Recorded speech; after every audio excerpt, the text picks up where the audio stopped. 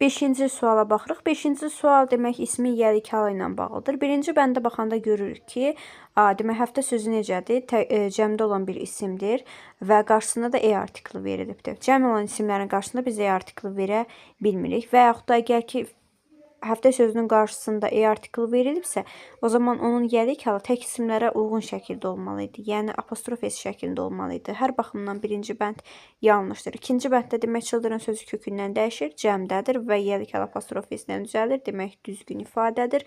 Üçüncüyə baxırıq. Demək soyadların qarşısında the artiklın işlənməsi onların bütöv bir ailəyə məxsus olduğunu göstərir və bu zaman yiyəlik hal s apostrofla düzəlməlidir. Bu baxımdan üçüncü bənddə səhvdir və dördüncüyə baxanda biz görürük ki, years sözü cəmdədir və qarşısında da miqdar sayı işlənir. Bildiyimiz kimi miqdar saylarından sonra gələn isimlər cəmdə olmalıdır və cəm ismin yiyəlik halı təbii olaraq s apostrofla düzəlir. Bu baxımdan dördüncü bənd düzdür. Cavabımız 2-4 variantı olur.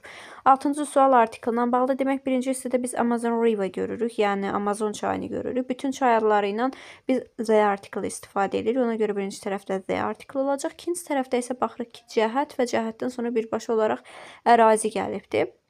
Cəhətlərdən sonra birbaşa olaraq ərazi gəlirsə, bu zaman biz heç bir artikla ehtiyac duymuruq. Yəni ikinci tərəf boşluq olacaqdır. Buna uyğun olaraq cavabımız B variantıdır.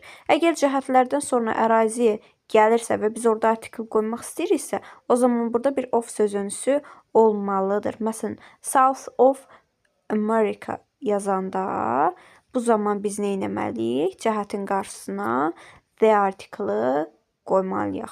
Amma bizim sualımızdakı kimi cəhətdən sonra birbaşa ərazinin adı gələrsə, heç bir artikl istifadə olunmur. Buna uyğun olaraq cavabımız 6-da B variantıdır.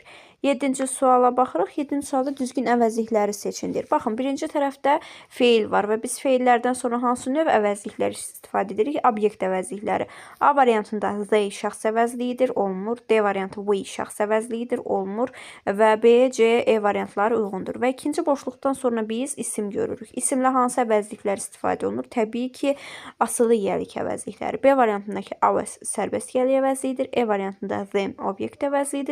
Və C variantındakı they isə təbii ki, özündən sonra isim tələb edən asılı yiyəlik əvəzliyidir. Buna uyğun olaraq cavabımız C variantı. 8-ci suala baxırıq. 8-ci sual zamanlarla bağlıdır. Biz cümləmizdə when bağlayıcısı görürük və when bağlayıcısından sonraki zamanımız keçmiş zamandadır. Və biz bilirik ki, keçmiş zaman keçmiş zamanla uzlaşmalıdır.